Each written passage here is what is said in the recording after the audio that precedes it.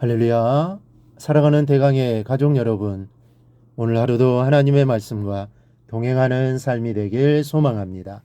오늘 함께 나눌 하나님의 말씀은 사도행전 16장 19절에서 25절 말씀입니다.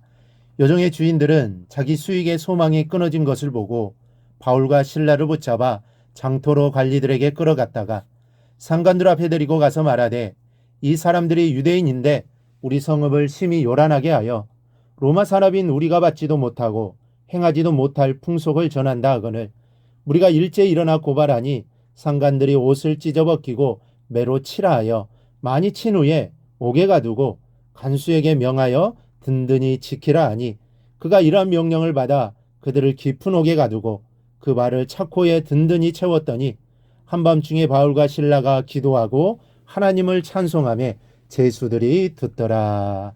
아멘. 저는 우리 교회 성도들이 물질적으로 풍요롭게 되기를 바랍니다. 정말이지 성경에 이르신 대로 여러분들의 영혼이 잘된과 같이 범사가 다 잘되기를 진심으로 바랍니다. 그러나 만약 풍요롭게 되는 것으로 인하여 여러분의 영혼이 오히려 죽게 된다면 차라리 여러분의 영혼을 위하여 가난하게 되기를 기도할 것입니다. 왜냐하면 물질과 영혼은 그 값어치를 비교할 수조차 없기 때문입니다. 그런데 사람들은 이러한 사실을 잘 모르는 것 같습니다. 돈 때문에 예수를 영접할 기회를 놓쳐버리고 돈 때문에 하나님 앞에 범죄하여 자기 영혼을 파괴해버리는 사람이 많습니다. 이는 비단 세상 사람들만의 일이 아닙니다. 물질 때문에 주일에 성수하지 못하고 돈 한 푼 벌려고 믿음의 선한 양심을 저버리고 물질 때문에 성도임을 부인하는 행동을 할 때가 얼마나 많은지 모릅니다. 물질을 위해 하나님께 내 눈을 질끈 감아버리는 경우가 곰곰이 생각해 보면 참 많고도 다양하다는 사실에 놀라게 됩니다. 신앙 최대의 적은 돈입니다. 옛날이나 오늘이나 사단이 사용하고 있는 가장 강력한 무기가 바로 이 돈이라는 무기인 것을 우리는 알아야 합니다. 인간의 삶과 뗄래야 뗄 수 없는 것이 돈이라는 것을 이용해서 빠지기 쉽고 빠져나오기 힘든 깊은 수렁을 파놓고 있는 것입니다. 사실 돈이라는 것이 얼마나 매력적입니까? 이 동화 속에 나오는 요술지팡이가 무엇이냐고 묻는다면 이 돈이라고 대답해도 무방할 것입니다. 돈만 있으면 마치 요술을 부리는 것처럼 거의 안 되는 일이 없는 세상이 인간 사이입니다. 그래서 이 시간은 사람이 돈에 빠지면 어떻게 되는 것을 본문에 나타난 사실을 통해 알아보고자 합니다. 사람이 돈에 빠지면 어떻게 되겠습니까? 첫째는 예수가 보이지를 않습니다. 여러분, 돈에 깊이 빠지면 우선 예수가 보이지를 않는다는 사실을 알아야 합니다. 구원의 길이 보이지를 않는다는 이야기입니다. 이 세상에서는 편하고 만족하게 살는지 몰라도 영원한 저주가 그 사람 앞에 예비되어 있는 것입니다. 그런 불행한 사람이 오늘 본문에 나옵니다. 돈 맛을 아는, 그래서 불쌍한 영혼입니다. 바울이 예수의 이름으로 명하여 단번에 귀신을 쫓아냈을 때 그것이 문제가 된 사람들이 있었습니다. 바로 귀신 들렸던 여종의 주인들인데 이 사람들은 여종을 이용하여 돈을 벌었던 사람들입니다. 그것도 푼돈을 벌었던 게 아닙니다.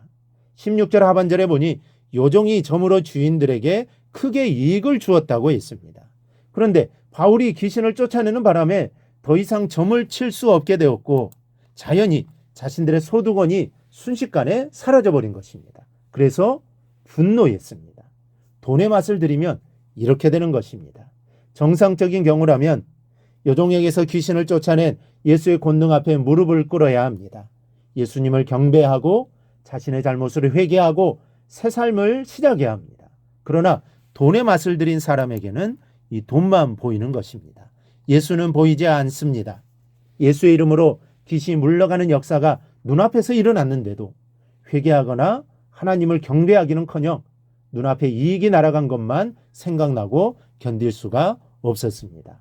회개할 기회, 예수를 영접하고 구원받을 기회 속에 자신들이 들어가 있었는데도 불구하고 예수가 보이지를 않았습니다.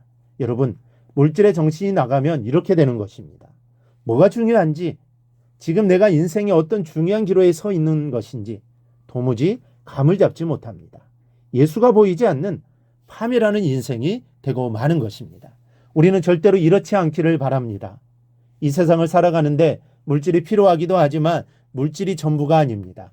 예수가 전부입니다. 그 안에서 예수가 있어야 합니다. 예수가 있어야 물질이 인생의 전부가 되지 않는 것입니다. 그래야 그 물질로 하나님의 일을 할 수 있는 것입니다. 우리 모두 물질에 매여 사는 것이 아니라 예수에 매여 사는 예수로 살아가는 성도들이 되기를 바랍니다.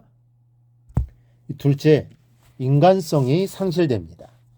이 사람다운 사람이라면 귀신들을 여종이 깨끗하게 되었을 때 기뻐하고 축하해 주어야 마땅합니다. 자신의 이익과 무관하게 타인의 행복을 진심으로 기뻐해야 합니다. 또 그런 은혜를 베푼 사람에게 주인된 자로서 감사하는 것이 마땅할 것입니다. 그런데 이들은 그렇지를 않았습니다. 자신들의 이익만 생각하고 바울과 실라를 오히려 모함하여 고소했습니다. 사람이 사람다운 모습을 잃어버린 것입니다. 여러분, 사람은 더불어 사는 존재입니다. 서로를 대상으로 이익을 남기고 산다는 게 아니라 서로를 이해하고 존중하며 사는 것이 사람답게 사는 것입니다. 그런데 돈이 물질이 사람됨 인간성을 빼앗아 갑니다. 돈에 눈이 뒤집히면 이웃은 물론이요, 부모 형제도 몰라보지 않습니까? 그러니 언제나 내가 버는 돈이 그만한 가치가 있는 것인가를 항상 생각하시기를 바랍니다. 돈 때문에 예수를 부인하고 하나님의 뜻을 나몰라 하는 것은 아닌가? 돈 때문에 사람답지 못한 짓을 한 것은 아닌가 늘 생각하며 돈의 노예가 아니라 돈의 주인으로 살아가기를 바랍니다. 그리하여 하나님의 영광을 드러내며 살아가기를 주님의 이름으로 축원합니다. 오늘 묵상한 말씀을 굳게 잡고 삶으로 실천하며 살아내는 대강의 모든 성도들이 되기를 축복합니다.